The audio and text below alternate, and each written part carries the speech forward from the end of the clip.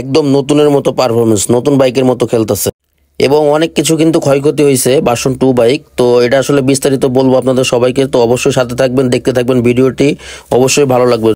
আসসালামু আলাইকুম সবাইকে, আমার ফেসবুক পেজ থেকে আমি বাইক ডক্টর জিসান। তো এফজেডএস ভার্সন 2 বাইকের একটা ভিডিও, বাইকটা মূলত সিএনজির সাথে অ্যাক্সিডেন্ট করেছে।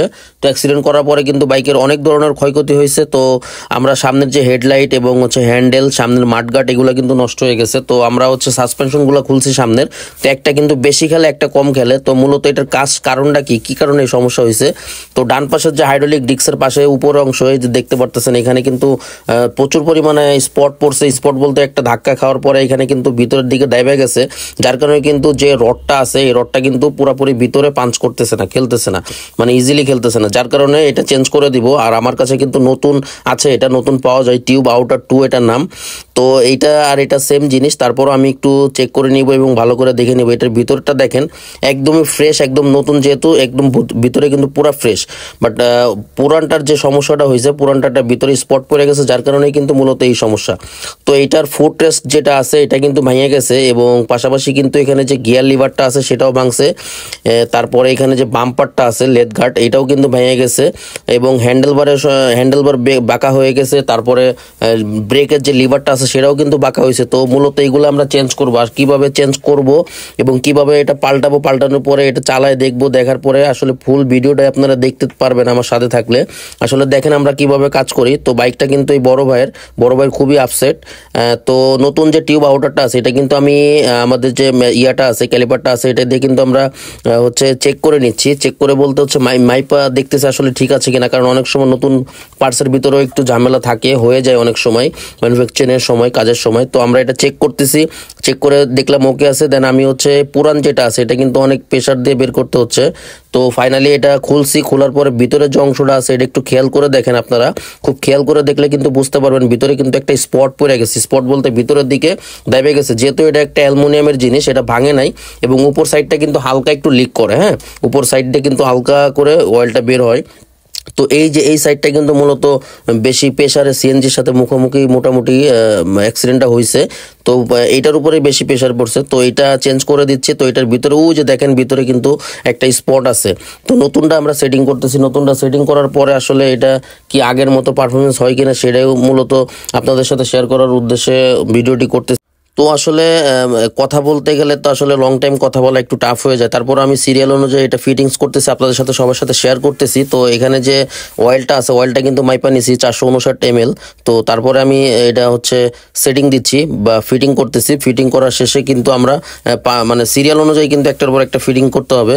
তো সামনে সাসপেনশনটা যখন কমপ্লিট হয়ে যাবে, তখন আসলে আগেরটা বুঝতে পারবো। আমি আগেও দেখিয়েছি যে সাসপেনশনটা কিন্তু পুরানটা খেলতো না, অর্ধেক যায় আটকায় যেত। তো এটা কিন্তু খুব সুন্দরভাবে পাঞ্চ করতে পারতেছি বা খুব সুন্দর খেলতেছে।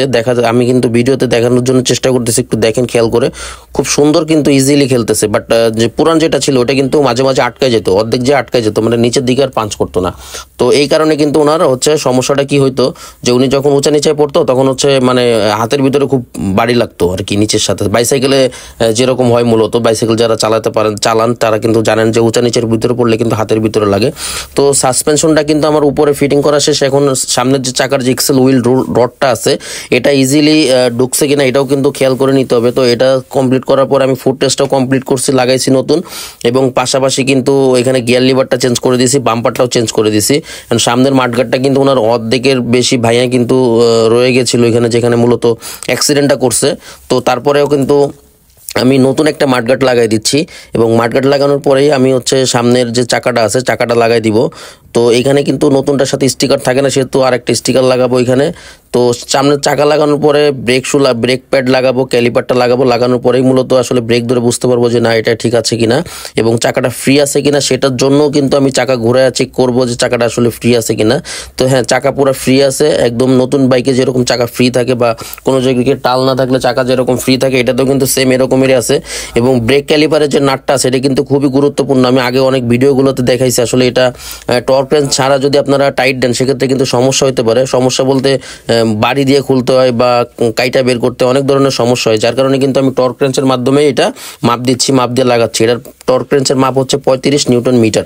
এটা অনেকেই জানে, আবার অনেকে এটা ব্যবহার করে না। তো আমি মূলত সব চেষ্টা করি সবসময় এই টর্ক রেঞ্জটা ব্যবহার করার জন্য, এবং ব্রেকটাও আমি কয়েকবার চাপ দিয়ে দেখলাম যে না ব্রেক ঠিক আছে। এবং ওনার যেহেতু ডিস্ক হালকা একটু টাল হয়েছে সেহেতু কোনো সমস্যা নেই, এই ডিস্কটাই রাখবো আমরা, চলবে। এবং সামনের যে সাসপেনশনের যে স্টিকারটা থাকে স্টিকারটা আমরা লাগাই দিচ্ছি, কারণ নতুন বিটটার ভিতরে থাকে না, সেহেতু এটার ভিতরে আমার এটা লাগাই দিতে হবে, নয়তো জিনিসটা দেখতে খারাপ লাগবে। দুইটা দুই রকম। এবং এটাও কিন্তু আমার কাছে সিঙ্গেল পাওয়া যায় স্টিকার, মাত্র 105 টাকা দাম এটার।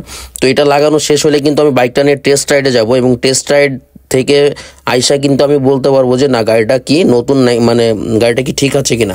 তো এইটা শেষ করে আমি কিন্তু টেস্ট রাইডে মোটামুটি বেরোবো, এখন টেস্ট রাইড করবো। কারণ হচ্ছে আমার হাতে যে কাজগুলো ছিল বাইকের সব কাজ কিন্তু কমপ্লিট, কোনো ধরনের সমস্যা নাই।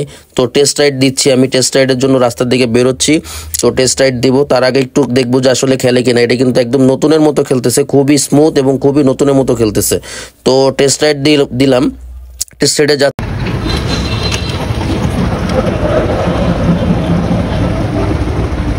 বাসন টু যে বাইকটা ছিল অ্যাক্সিডেন্টের বাইকটা কিন্তু এই সাইডে যে জিনিসগুলো নষ্ট হয়ে গেছিল এটা নষ্ট হয়ে গেছিল, এবং এই যে টিউব আউটারটা এটা নষ্ট হয়ে গেছিল, মাঠগাটটা ভেঙে গেছিল।